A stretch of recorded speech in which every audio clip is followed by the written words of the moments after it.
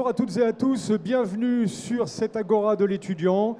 Le salon de l'étudiant bat son plein porte de Versailles, troisième jour, c'est blindé comme les 2 jours précédents. Bonjour également à tous ceux qui nous suivent sur Instagram pour ce live spécial dans lequel nous avons le plaisir d'avoir 2 invités de marque. Je vous les présente dans 1 minute. Nous allons évoquer la cybersécurité.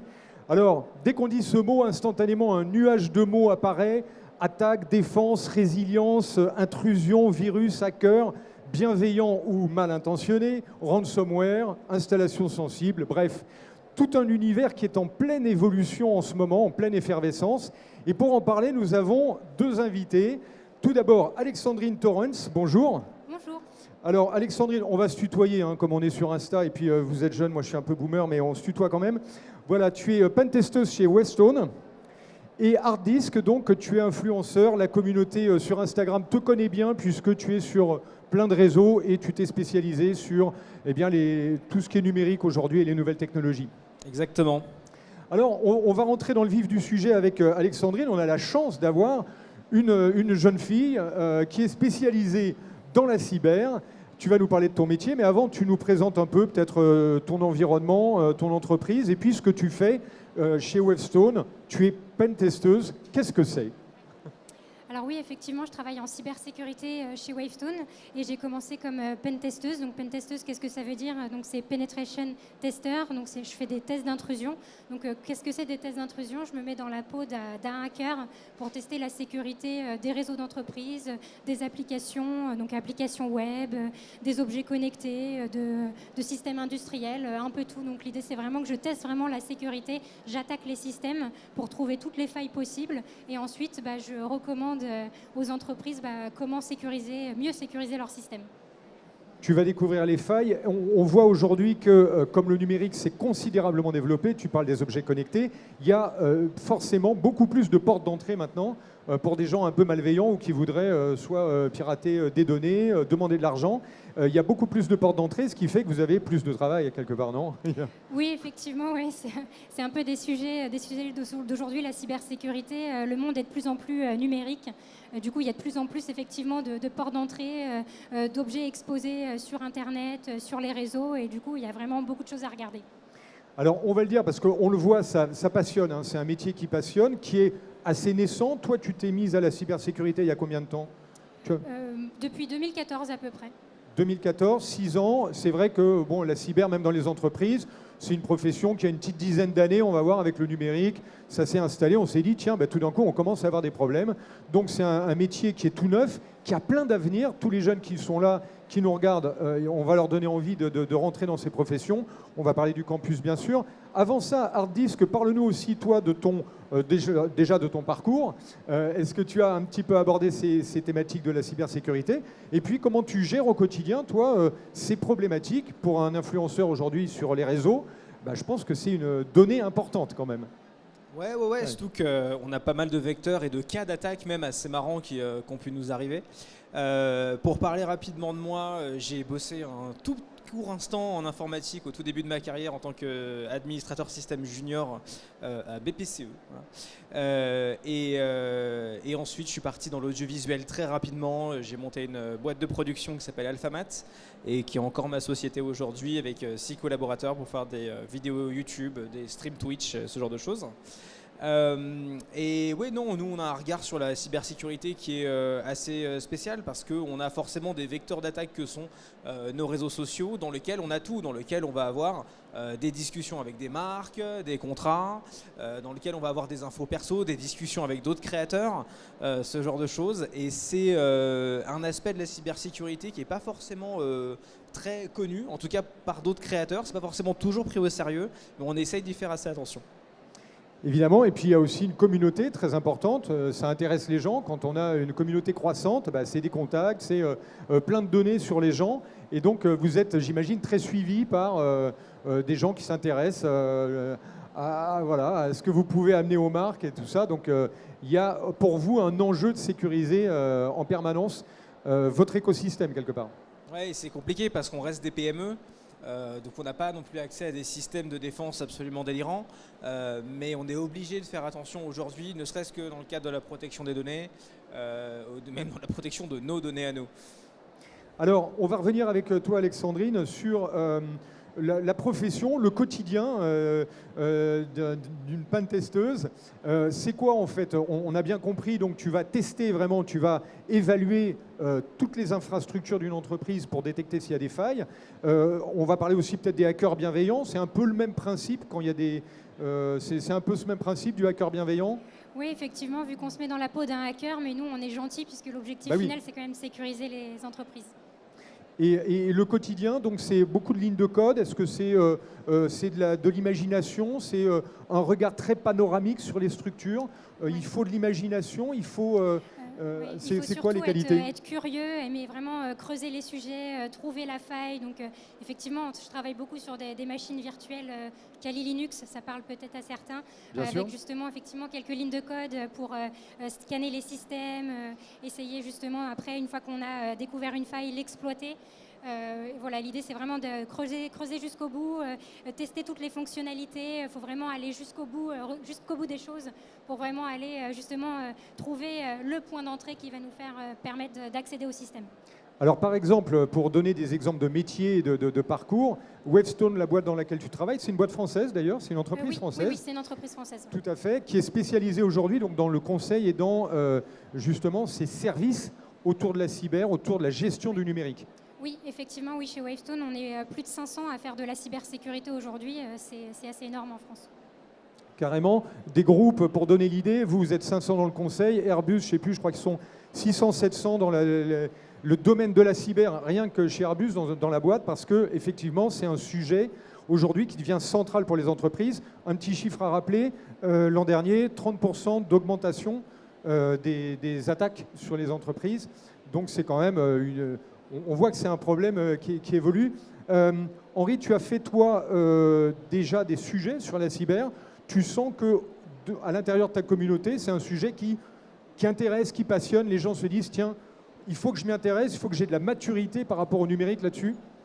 En fait, c'est un sujet qui intéresse de plus en plus le grand public parce qu'il y a des événements très médiatiques qui se sont passés. Il y a eu un hôpital à Los Angeles très connu qui s'est fait verrouiller par un cryptovirus qui avait fait les grands titres. On a de plus en plus on a de grands titres au niveau de la cybersécurité, plus les gens s'y intéressent.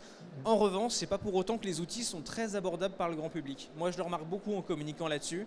C'est que dès que tu commences à parler d'outils un peu plus techniques, d'utiliser des clés physiques, ce genre de choses, tu perds tout le monde. Donc on a encore un gap à creuser entre l'accessibilité des solutions de sécurité au grand public et cette relation de conseil que tu as avec tes clients, du coup, typiquement. Oui, parce que les outils, c'est quand même un domaine qui demande pas mal de maturité, on va dire, numérique, parce qu'il faut connaître un peu comment fonctionne le back-office. Donc il faut quand même avoir déjà mis un peu les mains dans le moteur, si je puis dire, pour comprendre, tiens, d'où peuvent venir les attaques, etc. Tu as raison de relever les affaires très médiatiques. Hein. On pense à SolarWinds, on pense aux gazoducs, aux oléoducs, plutôt aux oléoducs de la côte Est. De plus en plus, on a ça. On a même eu chez nous des hôpitaux qui ont été attaqués parce que les hackers ont justement cet opportunisme de se dire, tiens, là, il y a une période un peu sensible, je vais attaquer des cibles précises qui seront obligées de payer parce que c'est trop important pour eux. Là, on sait que la période de Noël, les sites de e-commerce sont un peu sur les dents parce qu'ils se disent « Waouh, on va y aller ». Toi, c'est un sujet qui te passionne, Alexandrine, dans ta vie de tous les jours. Tu suis un petit peu l'actualité parce que, on va dire que ton métier, il est en phase avec beaucoup de choses aujourd'hui. Donc forcément, tu dois regarder aussi l'actu, non ?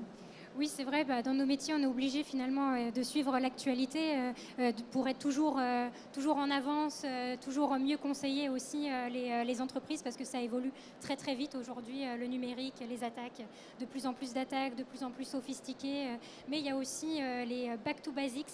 Il y a encore aujourd'hui beaucoup d'entreprises qui ne respectent pas totalement les fondamentaux de la sécurité et on les aide aussi beaucoup là-dessus.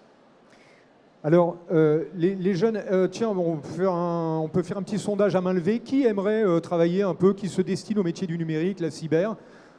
Hein, voilà, allons-y. Quand même, bien. Ouais, une petite dizaine, là. Très bien. Bon, alors c'est vrai qu'on peut le dire, je l'ai signalé un peu en introduction, c'est un métier qui est très jeune, hein, 10 ans, à peine 12 ans. Et il y a des perspectives énormes. On peut peut-être parler du campus. Henri, tu en as entendu parler. Tu vas faire un sujet peut-être dessus ou pas? Pas encore. Le campus qui va ouvrir à la Défense. Alexandrine, on peut en parler un peu. C'est très intéressant. On va avoir un gros campus énorme qui va être constitué et rassemblé à la Défense avec des écoles, avec des institutions, des organismes. Ça va être un gros centre énorme. Parle-nous-en un peu, Alexandrine. Oui, effectivement, le campus cyber qui va ouvrir ses portes à la Défense. L'idée, c'est qu'il y a de plus en plus d'acteurs qui travaillent sur les sujets de cybersécurité aujourd'hui. Et l'idée, c'est d'avoir justement une marque à l'échelle de la France et même à l'international.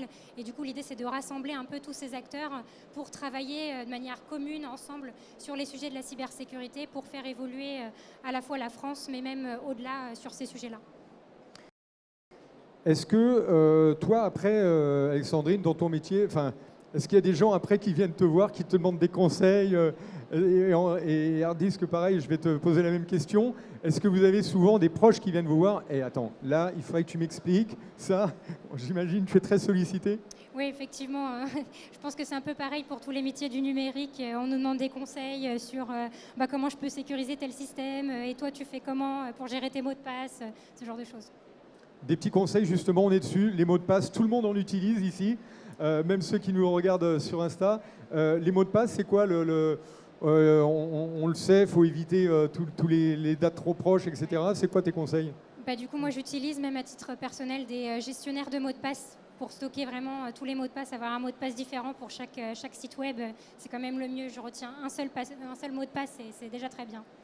Et donc, il y a des applis qui sont spécialisées, c'est des gestionnaires de mots de passe qui vont relier le site et un mot de passe aléatoire. C'est ça exactement, ça stocke de manière sécurisée tous vos mots de passe. Ok, gestionnaire mot de passe. Hard Disk, toi, tu as des habitudes comme ça un peu en termes de sécurité que tu pourrais nous donner? Oui, un peu les mêmes, les classiques, mais c'est vrai que j'en parle beaucoup avec pas mal d'autres copains qui sont créateurs sur Internet et on vient de très très loin. Il y a des gens que je connais très bien, qui sont des gens formidables au-delà de ça, mais qui avaient le même mot de passe sur leur chaîne YouTube, leur Instagram, leur Twitter et partout, pas de double authentification, rien. Donc en fait, ce qui est compliqué, c'est comprendre qu'on ne se met pas seulement soi-même et ses données en danger, mais on met aussi potentiellement les autres en danger parce qu'on a des discussions privées, on a tout un tas de choses qui ne nous concernent pas que nous, quoi. Et l'enjeu pour se sécuriser est super important. Excellent.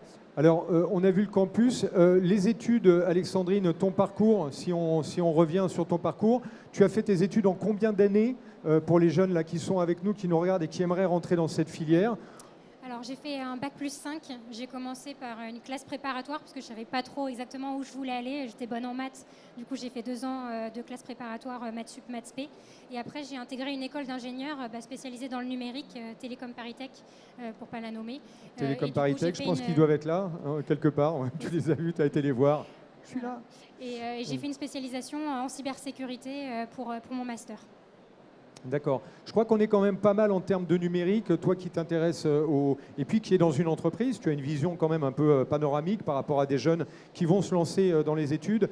On est pas mal. Il y a des très belles écoles aussi. Il y en a pas mal. Il y a Epitech. Enfin, on va pas faire de pub, mais je pense qu'on est quand même en France assez bien lotis. Toi, tu le vois aussi dans ta communauté.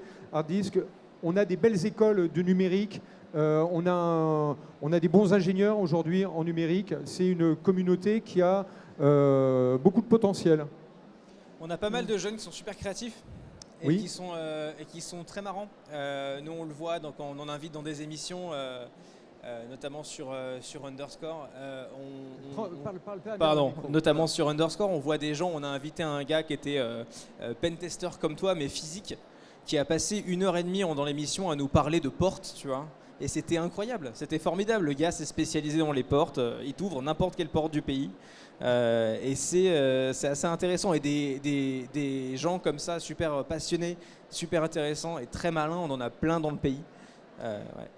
Et cet attrait du numérique, toi qui te porte au quotidien quand tu fais des émissions, toi, ta passion, elle est sur l'écosystème du numérique en général et tu essaies de créer des liens avec l'audiovisuel, avec ta société de production.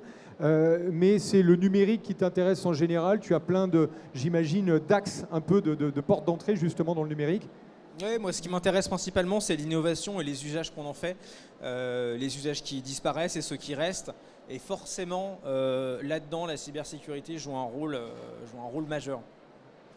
Dans ton travail, Alexandrine, qu'est-ce qui, je pensais là, quand on évoque l'audiovisuel et le numérique, tout ce qui est médiathèque, le classement, tout ce qu'on peut... aujourd'hui, on a de plus en plus de documents, de choses à ranger, on a de plus en plus de médias.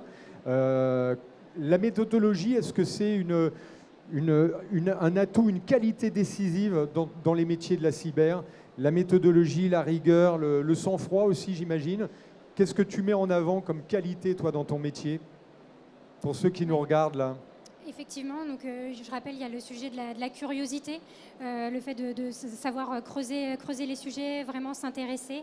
Et après, effectivement, c'est d'être un peu aussi méthodique pour pas oublier justement différentes portes d'entrée possibles.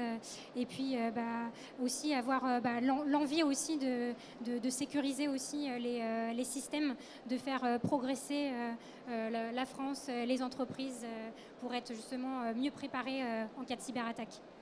Parce que là, tu évoques, sécuriser à la fois l'entreprise, le pays, travailler pour son pays. C'est vrai qu'il y a cette dimension-là dans la cyber parce que, on l'a vu, je ne sais pas ce que tu penses à Harddisk, toi qui a une vision aussi très large sur les réseaux. Il y a beaucoup d'attaques qui viennent de l'extérieur, mine de rien, qui viennent pénaliser un peu l'économie. Et des fois, c'est des attaques purement stratégiques pour faire couler une boîte. Mais après, il y a des secteurs, et puis il y a des jeunes. Par exemple, on m'a dit pourquoi il y a autant de hackers en Russie. C'est parce que là-bas, des jeunes qui ont une formation assez pointue en informatique, ils sortent de l'école, ils n'ont pas de bon salaire, ils ne trouvent pas d'emploi. Donc ils se disent, je vais devenir hacker. Il y a un peu de ça. En France, j'imagine, on a le plein emploi dans ton métier? Quasiment non. Oui, effectivement, mais ça me fait penser aussi, il y a pas mal de plateformes qui s'appellent des plateformes de bug bounty, où on peut justement tester la sécurité de sites web et se faire rémunérer, mais on est quand même du côté des gentils, parce que l'idée, encore une fois, c'est de faire progresser les entreprises, de les aider, de leur mettre le nez sur les failles qu'ils ont pour qu'ils puissent sécuriser davantage leur système. Est-ce que tu as fait justement des challenges bounty comme ça pour que les gens comprennent bien? Ça va être une entreprise, par exemple, qui va arriver, qui va mettre à dispo toute une partie de son infrastructure et qui va solliciter un groupe de hackers bienveillants qui ont charté, qui sont encadrés, et on va les faire travailler comme ça en groupe, et celui qui trouve la faille, il est rémunéré. C'est un peu dans le sens inverse. Tiens, je découvre la faille, tiens, tu as gagné. Il y a un challenge, un côté challenge comme ça. Tu as fait des opérations comme ça, toi, Alexandrine? Alors moi, pas personnellement. Par contre, quand j'étais à l'école, je me suis pas mal entraînée aussi sur des sites de challenge en ligne, justement pour tester la sécurité, site web, client-serveur, reverse engineering pour essayer de comprendre comment fonctionnaient des applications, des challenges réseau, cryptographie. Il y a un petit côté enquête policière des fois ou pas? Oui, on peut, oui, parce qu'il y a aussi le côté investigation numérique. Donc, on simule une attaque, comment trouver, comment est rentré l'attaquant, comprendre le chemin de l'attaque. Et parce que là, on évoque la protection, on va dire, l'anticipation. J'essaie de trouver la faille avant que le hacker ne la trouve. Et une fois qu'on a été attaqué, est-ce que ça, c'est une partie aussi du travail dans les équipes que tu côtoies chez Wavestone? Il y a aussi, alors après, tiens, on a été attaqué, qu'est-ce qui se passe? Comment on va aller chercher? Alors oui, totalement. On a des équipes, on a un CERT chez Wavestone, donc des équipes de réponse à incidents. On a à la fois des équipes très techniques qui font de l'investigation numérique. Donc eux, ils vont vraiment aller mettre le nez et les mains dans les systèmes pour justement comprendre comment l'attaquant est arrivé, mais aussi des équipes de gestion de crise pour aider aussi les entreprises sur leur communication, leur organisation et comment aussi redémarrer des systèmes qui potentiellement ont été complètement arrêtés. Harddisk, toi, dans ta gestion quotidienne, on l'a vu, tu y fais attention, mais c'est des sujets que tu essaies de consolider aussi à travers dans ta boîte. C'est des sujets sur lesquels vous travaillez un peu en interne, en équipe? Ouais, en fait, nous, si tu veux, on est dans une taille, on est obligé de monter en compétences un peu tout seul. Ouais. Je pense que c'est le cas de beaucoup de PME en France. Dans ton expérience, j'imagine que ça se reflète un peu. Donc on est obligé de se tenir un minimum au courant, d'avoir quelques guidelines, quelques bonnes pratiques de sécurité. Après, je pense qu'il faut aussi rester super humble. C'est pas notre métier premier. Très clairement, si quelqu'un est très motivé, il va réussir à rentrer. Le but, c'est de toujours augmenter le niveau de motivation nécessaire pour nous attaquer, pour essayer d'éliminer le maximum de candidats. Et en tout cas, je pars de ce principe-là. Et jusque-là, ça marche. Ne nous attaquez pas, s'il vous plaît. Mais voilà. Alors, on évoque beaucoup la cyber à l'échelle des organismes, des entreprises avec toi, Alexandrine, des communautés avec toi, Hardisk. Il y a aussi toute cette partie cyber qui intéresse tous les gens qui sont là et qui nous suivent sur Insta. Au quotidien, on reçoit plein de spam. Alors, est-ce qu'on a des habitudes à prendre, par exemple, avec les spams, dès qu'on détecte, il faut les mettre à la corbeille tout de suite, jamais bien sûr les ouvrir, jamais ouvrir les pièces jointes. J'imagine que vous êtes aussi assez inondé de spam, avec des tentatives de phishing, de collecte de données, de cartes bleues, etc. C'est quoi votre attitude perso? Alors là, personnellement, comment vous gérez ça? Alexandrine, toi qui es une pro du... Moi, c'est vrai que ouais, je supprime tous les mails où je ne sais pas trop d'où ça vient. Et surtout, ne jamais cliquer sur des liens où on ne sait pas trop d'où ça vient. Ne jamais ouvrir des pièces jointes qui semblent un peu bizarres. Souvent, ce qui est intéressant, c'est de regarder d'où vient le mail. Parce que parfois, l'adresse va ressembler à quelque chose qui existe, mais ne va pas être totalement la vérité. Donc, c'est important de regarder ça si on a un doute. Le nom affiché, ce n'est pas du tout le nom quand on clique dessus. Quand on regarde ce que ça n'a rien à voir. Ça va être oui. votre banque machin, et puis là on tombe sur Alexandra, d'accord. Et toi donc Hardisk, c'est aussi, tu as des petites habitudes comme ça Ouais, mais je peux en parler parce qu'on a une attaque qui est en cours en ce moment, qui a touché pas mal de youtubeurs, dont des Français qui se sont fait avoir. Il y a pas mal de youtubeurs qui reçoivent des mails par centaines tous les jours pour avoir des collaborations avec des marques diverses et variées. Et il y a des attaqueurs qu'on a réussi à cibler à peu près en Russie pour changer, qui envoient une tonne de mails à des youtubeurs en leur disant on est Nike, on est Adidas, on est je ne sais qui. Cliquez sur la pièce jointe, c'est une proposition commerciale. Et évidemment, à partir de ce moment-là, l'attaquant prend le contrôle du PC de la victime, prend le contrôle de la chaîne YouTube, change le nom et fait des live streams de crypto-monnaie sur la chaîne du youtubeur.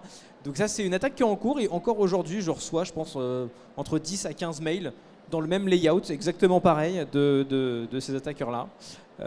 Voilà, ça doit être assez rentable. On a essayé de tracer un petit peu dans la blockchain combien est-ce qu'ils gagnaient. La dernière fois qu'on a regardé, on est retombé sur un wallet à 300 000 $, donc a priori ça se passe pas trop mal. Mais c'est très compliqué d'arrêter ces attaques-là. Donc les practices, c'est toujours les mêmes. C'est ne pas cliquer sur une pièce jointe, cliquer sur un lien en navigation privée toujours. Voilà, essayer de se protéger un minimum. Et en tout cas, ce que tu évoques là, c'est que la communauté, elle est très soudée par rapport à ces attaques. Les informations se partagent très vite. Il y a des bases de données, hein, d'ailleurs, Alexandrine, tu me dis si je me trompe, mais il y a un répertoire de tous les malwares, de tous les... Il y a vraiment une base de données très importante, et à chaque fois qu'il y a des intrusions, il y a des nouveaux modes qui arrivent sur le marché. On les référence, on les identifie, on les cartographie pour que tout le monde se dise, tiens, dans ma ligne de code, j'ai ça, ah bah oui, ça correspond à ça. Il y a cette base de données qui est en train de se constituer. Oui, effectivement, dès qu'il y a un virus qui est connu, on le répertorie, comme ça on est sûr de le catégoriser. Mais malheureusement, ça évolue vraiment très très vite et du coup, il y en a de plus en plus qui justement sont des nouveaux qui ne sont pas encore répertoriés et il faut faire attention à ça aussi. Carrément. Donc je vois, il nous reste 2 minutes. Peut-être donner envie aux jeunes qui nous regardent. On va finir sur une belle note d'avenir et d'incitation et d'invitation à découvrir ces métiers. Alexandrine, toi, non, la boîte, elle n'est pas là. Il n'y a pas ici. On peut retrouver Télécom Paris-Tech, qui est là, par exemple. On peut aller voir ça en tant qu'ingénieur. Hardisk, toi, on peut te retrouver sur les réseaux. Tu peux peut-être nous donner des liens, ton compte Insta, YouTube. Oui, Instagram, Hardisk, H-A-R-D-I-S-K. Okay. Et voilà. Bon, et bon, donc à suivre. Toi, tu as quelle cadence, par exemple, sur les réseaux? Tu aimes bien quel format, par exemple, que tu adores? On a 2 formats principaux. On a une vidéo par semaine sur la chaîne principale et 3 émissions par semaine sur Twitch. Okay. On fait une revue de presse Tech Innovation, lundi, mercredi, vendredi. Top. Donc on te retrouvera sur Twitch, sur Insta et sur YouTube. Alexandrine, on te souhaite une belle carrière. C'est super d'avoir des femmes. On n'en a pas parlé, mais juste, ça sera le dernier mot d'ailleurs. Les femmes dans le digital aujourd'hui, dans le numérique. Toi, tu es très à l'aise, tu t'épanouis. Tu as des amis aussi dans ces professions? Oui, effectivement, il y a de plus en plus de femmes et du coup, là, c'est l'occasion pour vous, comme vous allez choisir vos études, allez-y vers les métiers du numérique et en particulier la cybersécurité si ça vous intéresse, parce que c'est vraiment passionnant et puis moi, j'adore vraiment ce que je fais. Un métier plein d'avenir, ouvert à tous, à toutes, bien sûr, quelles que soient les études. On peut y aller en bac +2, +3, +5. Il y a vraiment beaucoup à faire dans ces professions-là.